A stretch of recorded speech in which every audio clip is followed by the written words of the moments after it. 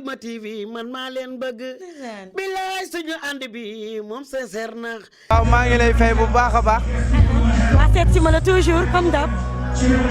waa Setsima maa ngi leen di bëgg bu baax di nuyu seen mbokku internet yi yëpp fii ci Guédiawaye. tey ñu dajeeg yow tey ci concert bi nga xam ne waa Kirène Orange ñoom ñoo ko may fan fii ci Guédiawaye nga jógee ba ku la xam-xam ne doomu Bargny nga ñëw fekk si waa Guédiawaye.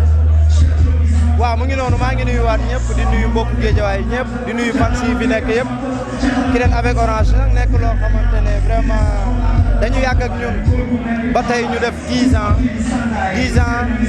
du un mois du un an donc loolu moo waral tey nag ñu teew fi bu dul dara comme ñi nga xamante ne dañuy consommer plus Orange te dañuy consommer ndox bi nga xamante ne mooy Kirène donc loolu rek war na mën a tax ñu ñëw. et que ñu nekk ay jeunes nag nekk Sénégal nekk ay sénégalais kon bu ñu gisee ay sénégalais yoo xamante ne ay jeunes lañ te vraiment ñu ngi œuvrer pour Sénégal ñun dañuy ñëw jàpp ci loolu moo waral tey sama teewaay rawatina nag ñu ñëw Guédiawaye fi nga xamante ne dama ko bëgg et que sama fans yi dañ fi bari loolu moo waral sama teewaay. d'accord mais est-ce que mën nañu xam jamono ji lan mooy programme Momo Dieng pour fans yi. waaw programme vacances yi ñu ngi jouer tous les vendredis ñu ngi Villa Cristal maa ngi bu ma jógee fii léegi Mbour laa war a dem jouer ji nii donc ñu ngi tourner programme bi mu ngi daw yoole show yi mu ngi dem fépp et que sénégalais yi ñu ngi bëgg. projet yi fu mu toll Momo. ah projet yi.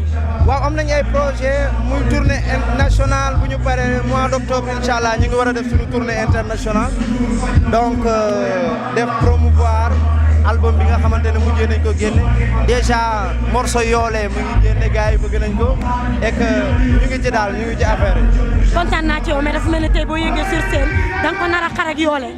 jeex na incha allah. merci beaucoup. Setsima TV man maa leen bëgg. bilaay suñu ànd bi moom sincère na.